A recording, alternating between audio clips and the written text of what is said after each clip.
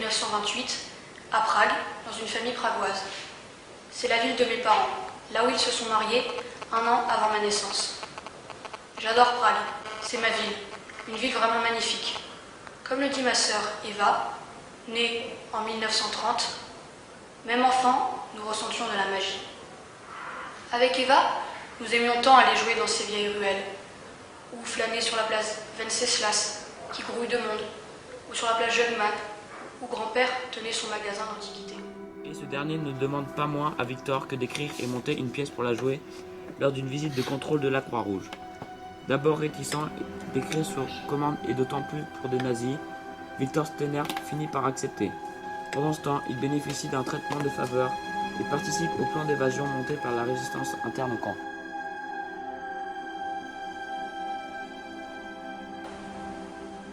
Et elle m'a dit que je faisais partie du prochain convoi pour Thérésine.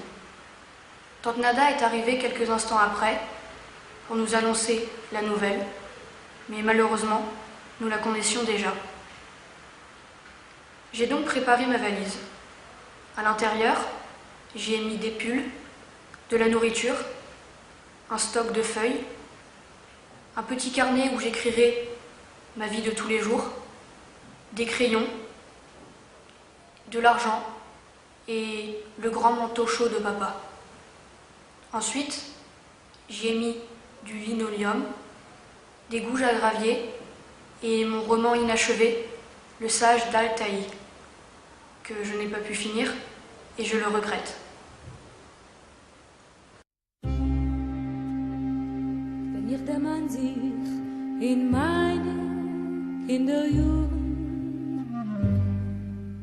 pinkt wie ein Chulem, weht mir alles vor. Wie seht euch durch die Welle, die Platz in zweimal, wo sie hab gepflanzt, oi, oi, oi, Belz, mein steht alle Belz, mein Heim alle dort, wie ich hab meine kinderische Jugend verbracht. Oi, oi, oi, Belz, mein steht alle Belz, mein Heim alle dort, wie ich hab meine kinderische Jugend verbracht. In Schabes pfleg ich laufen mit alle Ingelach gleich, sitzen hinter die grünige Bäumerlech, warfen Steinberlech im Teich. Oi, oi, oi, Belz, mein steht all Belz, mein Heim alle dort, wie ich hab meine kinderische Jugend verbracht.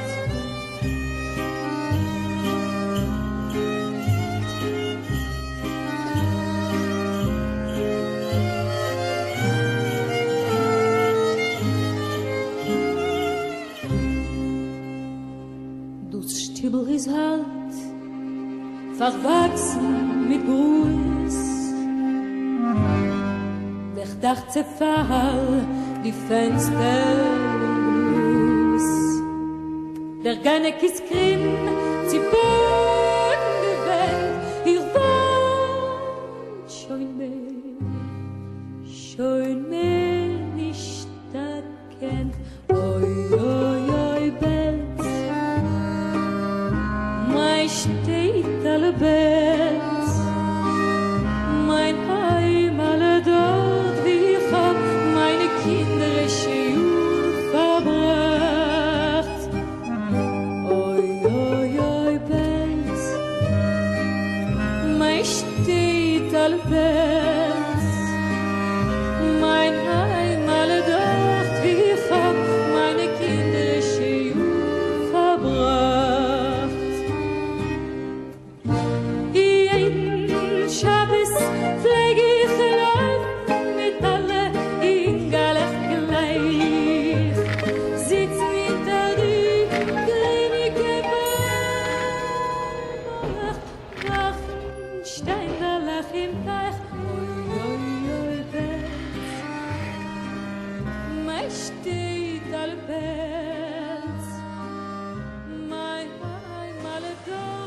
Quelle était paisible ma vie avant la guerre. Avec Eva, papa et maman. Je faisais partie d'une famille simple, mais surtout heureuse.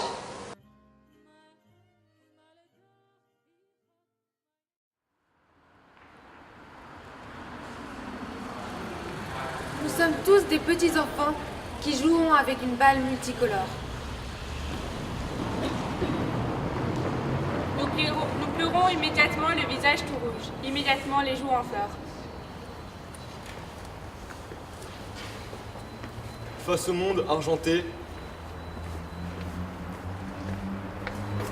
sur le flanc de coteaux verts.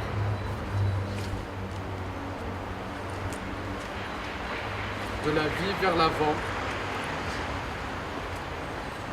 Nous sommes des biches de velours qui dénonçons les corbeaux.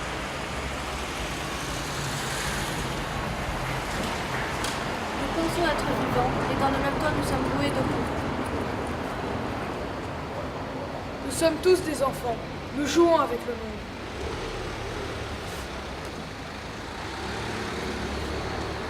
L'eau jaillit des mers dont les lèvres sont la vie.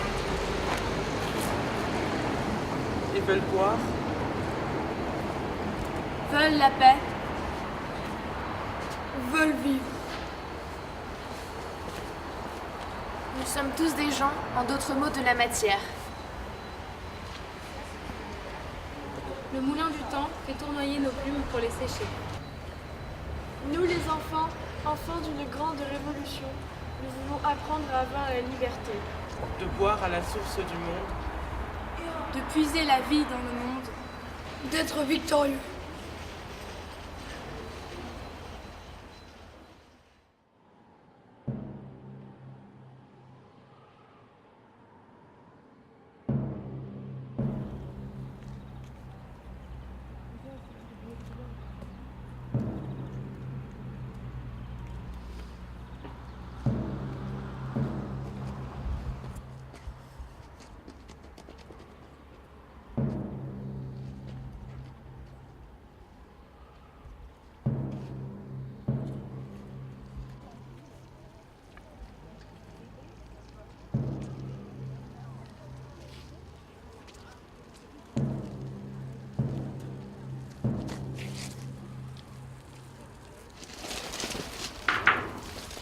Regardez dans le soleil.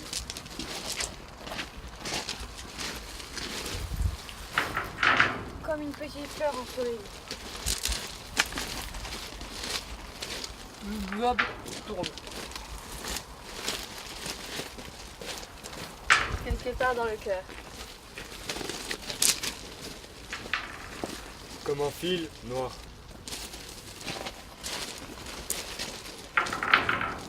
Tout est couleur. Des pas résonnent au loin.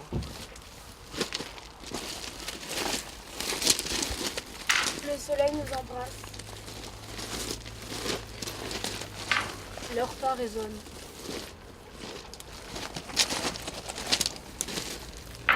Je ne suis que du vent sans écho. Comme un anneau sur le petit doigt. Le cœur est feu.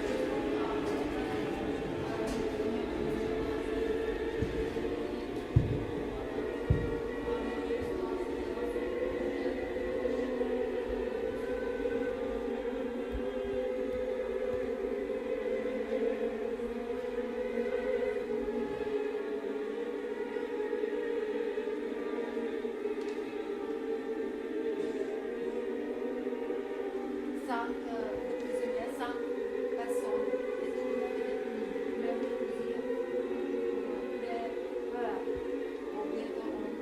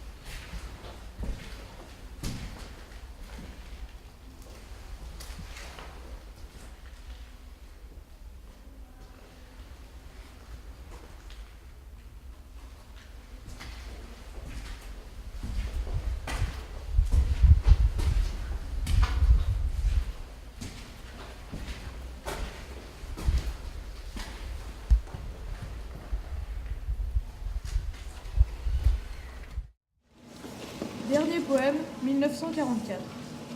J'ai rêvé tellement fort de toi, j'ai tellement marché, tellement parlé, tellement aimé ton ombre, qu'il ne me reste plus rien de toi. Il ne me reste d'être l'ombre parmi les ombres, d'être 100 fois plus l'ombre que l'ombre, d'être l'ombre qui viendra et reviendra dans ta vie ensoleillée.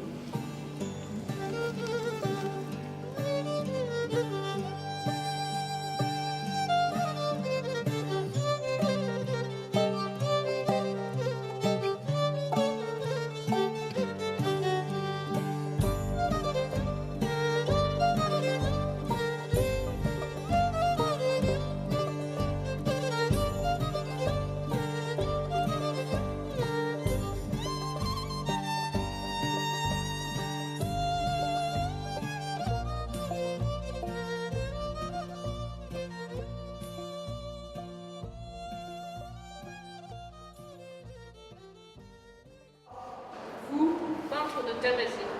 Vous qui laissez d'énormes fenêtres, S'ouvrir sur le monde, croiser le fil des nuages, dont la toile soutient. au paradis silencieux. Vous tomberez un jour sur des bouches Distendu. par l'agonie. Débarrassez-vous des ellipses. qui mènent à l'abîme. Et vivez, créez dans l'obscurité. Le 11 décembre 1942, je fus témoin d'un événement capital. Les garçons et moi-même avons créé la République de Schkid et fondé Vedem. Vedem était notre journal. Vous imaginez un journal clandestin dans le ghetto? À l'intérieur de ce journal, on écrivait notre vie de tous les jours. Nos peurs, nos angoisses, nos moments de joie, ce qu'on aimerait faire pour que la vie dans le ghetto soit plus amusante. Vedem était pour nous un moyen de s'évader à travers les histoires qu'on racontait. Car oui, Vedem contenait des histoires, mais aussi des dessins, des poèmes, des poésies, des articles. C'était un journal inconnu des nazis. Heureusement d'ailleurs. Je me souviens même d'un ami, Hanush Aschenburg. Quel type! Il avait créé une pièce de théâtre, On a besoin d'un fantôme, où il ridiculisait les nazis. Là, c'est le titre, avec une sorte de petit... Vedem était notre symbole, un symbole d'espoir et de liberté. D'ailleurs, notre symbole était une fusée qu'il s'envolait d'un livre pour aller vers une grande étoile, bien sûr inspirée de Jules Verne. Tous les soirs, nous nous réunissons avec les copains pour finir le journal et chanter l'hymne de Schkid.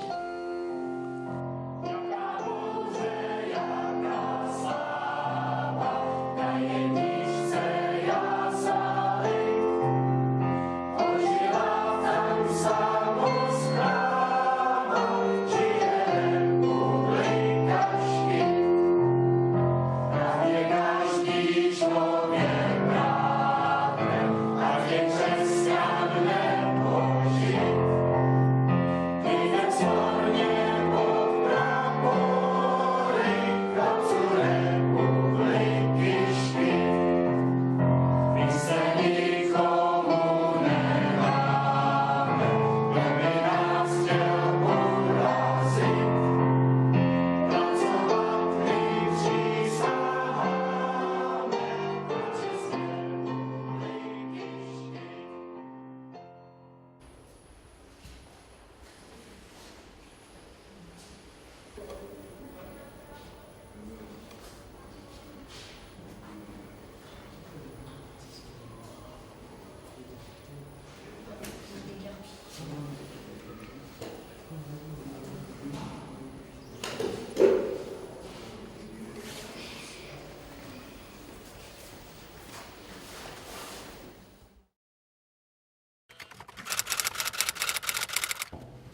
La morgue centrale se trouve à la lisière de Thérésie, au cœur des fortifications.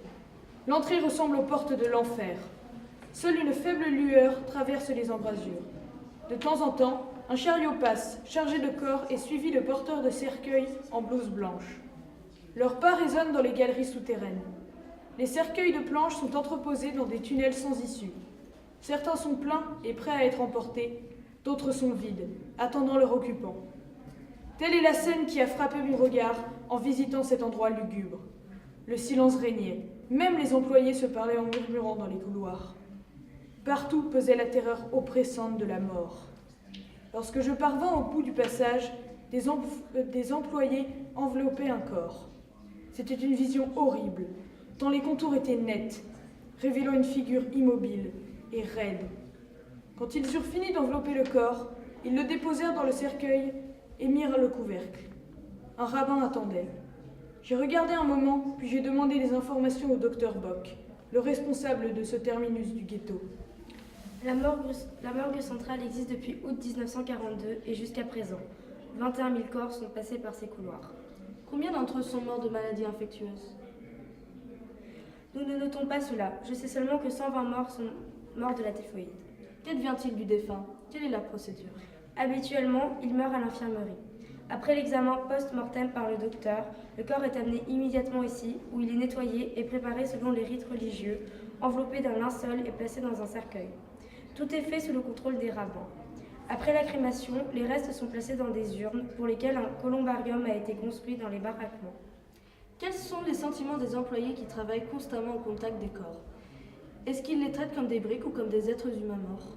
C'est le seul job qui n'offre aucun avantage. Ils le font sérieusement et accomplissent leur service envers les morts consciencieusement. Ce fut le cas particulièrement en septembre, lorsqu'ils ont dû s'occuper de 4000 corps d'un coup. Même à ce moment, ils n'ont pas failli. Ce n'est pas la force physique qui leur a permis de rester debout, c'est autre chose. Merci beaucoup, Dr. Bock, pour ces informations. Je ne vous retiendrai pas plus longtemps. Après l'avoir salué, j'ai émergé des entrailles de la terre et retrouvé la lumière de cette journée de septembre ensoleillée. La vie et la mort. Vie et mort, c'est tout ce que le monde est. Un rayon de soleil, une journée étouffante, une tempête sauvage, une mer infinie.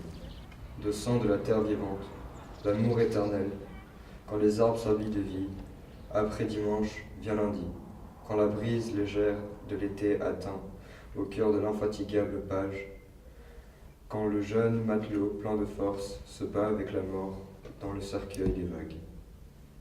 Le rouge, sang vivant éternellement déchire des murs morts et froids.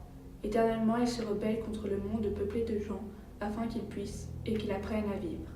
C'est le centre noir, peu importe, c'est un cercle, peu importe. Dieu est la loi de l'espace. La couleur blanche des nuages juste à côté du gaz de tout moqueur gluant, et à côté de la loi, terre marron, et ensuite l'amour rouge, un rêve. Et tout est couleur. La rivière grise, les temps verts de l'oncle-âge, l'année jaune en deuil. Le cercle noir qui emprisonne l'univers, le vif bleu ciel, l'exécution noire et rouge. Et le temps passa. Il se tortille toujours follement, comme un fil noir dans une spirale.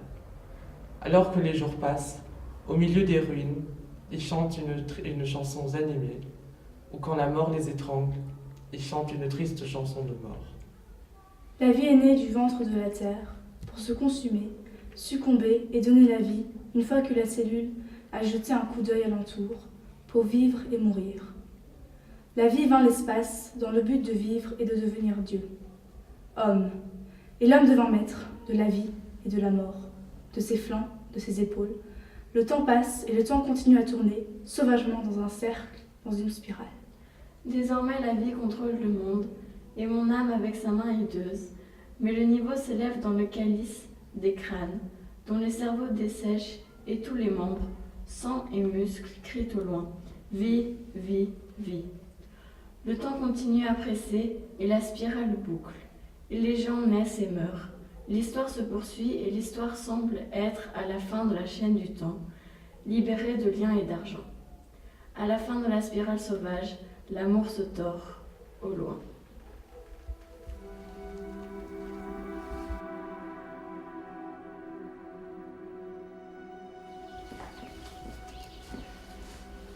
voilà, ça c'est la page, vous voyez, on voit qu'il écrit la fin en hâte en fait. Donc ça c'est la dernière page, en fait c'est la dernière page qu'il a écrite. Voilà. Avant de partir à Auschwitz. Ouais. Mais on n'a rien retenu en fait. Envoyez-moi la version tchèque que vous avez retrouvée et puis je la relirai et peut-être ça me rappellera quelque chose. Bon. Alors j'avais fait chou blanc, hein, c'était un peu décevant. Et puis 3 mois plus tard, j'avais déjà largement envoyé la pièce et j'y croyais plus du tout. 3 mois plus tard, je reçois une lettre de Georges Brady qui me dit, écoutez, je suis vraiment désolée, ma mémoire m'a joué des tours, c'était très loin dans ma tête. Mais en fait, j'ai retrouvé un souvenir, c'était à l'hiver, c'était l'hiver en tout cas, c'était un vendredi soir, un soir de Shabbat. Anouche nous a donné rendez-vous dans la baraque et on était au moins une 50aine, il y avait quelques adultes qui étaient venus nous rejoindre. Et Anouche, ce soir-là, nous avait réunis parce qu'il nous a lu « On a besoin d'un fantôme ». Alors j'avais un témoin qui m'apprenait qu'Anouche avait pu donner une lecture clandestine de sa pièce dans sa baraque. Alors forcément, j'ai voulu en savoir plus. Alors, comment étaient les garçons? Est-ce qu'il y avait des chaises? Comment... Non, on était chacun dans notre lit, on était allongés, et puis on écoutait Anouche du haut de nos chalits. Et Anouche, il était où?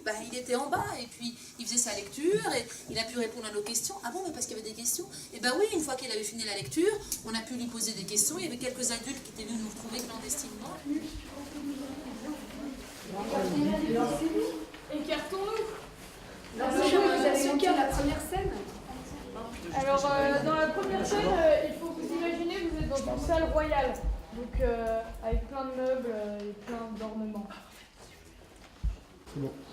Alors, pour l'acte 2, il me faut la paysanne dans la rue. Ouais. Alors, il faut bien que tu montres que tu es en pleurs. Il faut que tu pleures constamment. Commence de derrière, s'il te plaît.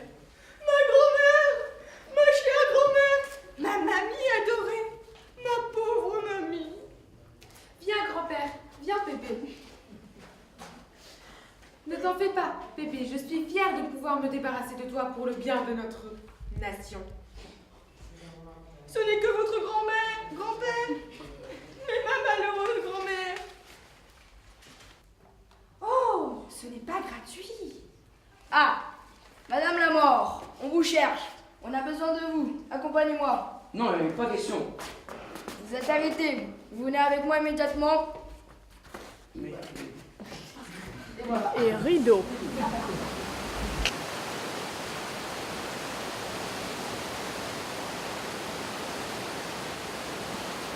Erfüllt, weil in der Zeit der Existenz der Ghetto bis 1945 sind dort mehr als 35 Häftlinge sind gestorben, dort in Theresienstadt. Und das zweite Ziel, das war eine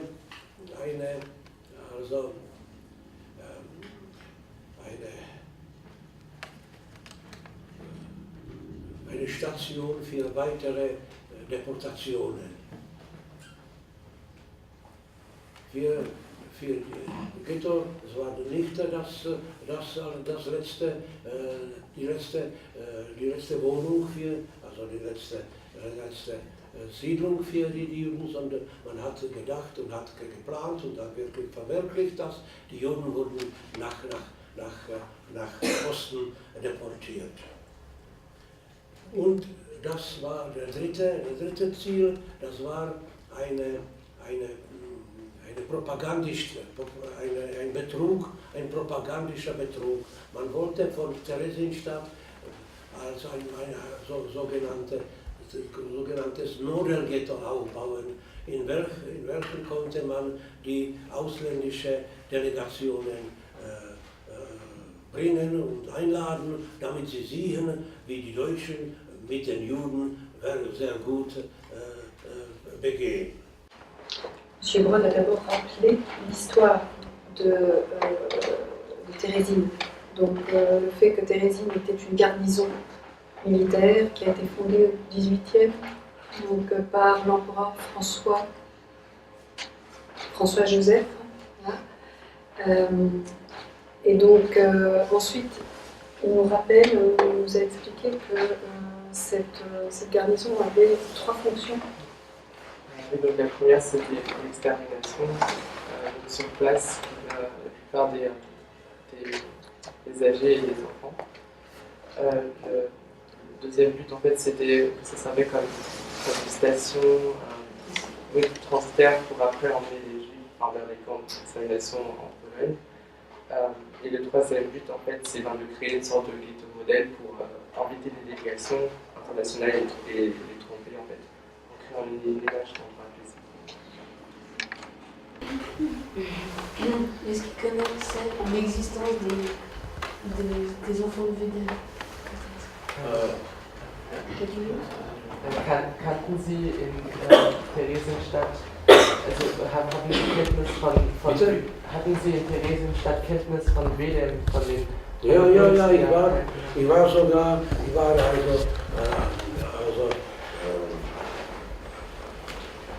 ich habe gelebt in dem Heim Nummer 1 und ich habe diese Leute, die das Zeitschrift Wedel gegründet haben, zum Beispiel Harry Schachenburg oder Peter Ginz oder Zdeněk Ornes und andere habe ich kennengelernt.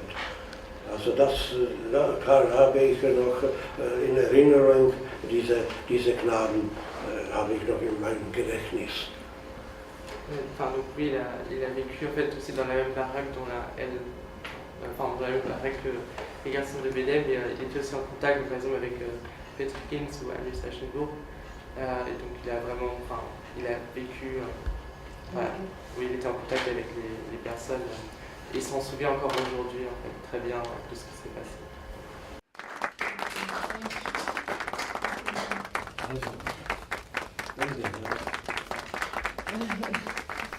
Binnenfeld Zdeněk, déporté à Auschwitz le 18 mai 1944, convoi EB, disparu. Blum Bedrich, Auschwitz le 18 août 1944, convoi BB, disparu. Brady Yihi, déporté à Auschwitz le 23 septembre 1944. Brod Thoman, déporté à Auschwitz le 6 septembre 1943, convoi DI, a survécu.